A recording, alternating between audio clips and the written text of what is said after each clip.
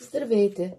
Днес ще ви покажа едно гледане с картите Ленорман, които в момента онлайн магазина на Астровили да предлага.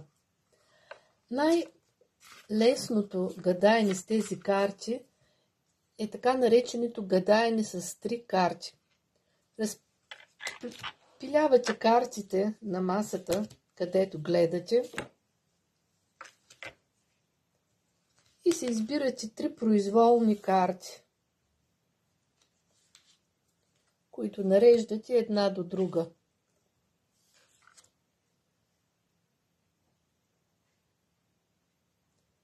Първата показва близкото минало.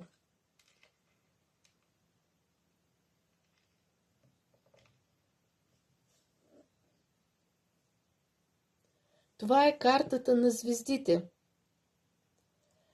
В случая на човека, на когото гледаме, показва, че е извървял съдбата си до този момент по най-добрия начин или съобразявайки се с мисията, с която е дошъл на земята. В случая няма някакво отклонение или някакво преживяване в миналото, което да не е било предречено от съдбата му.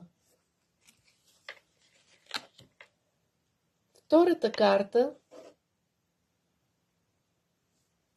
картата на дървото, дава здраве в настоящето и това е особено благоприятно влияние в случай, че човека, на когото гледате, има някакъв здравословен проблем в този момент.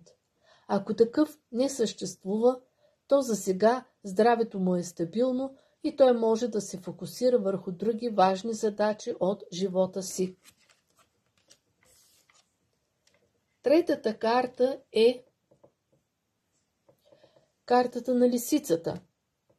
И тя показва, че вие трябва да бъдете много внимателни какво споделяте с околните относно ваши бъдещи планове, които имате в момента в главата си, или които ги планирате, или по които работите.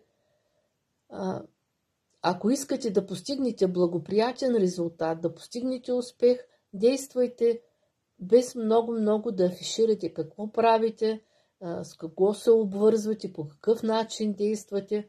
Запазете нещата в тайна, докато крайният резултат излезе наяве.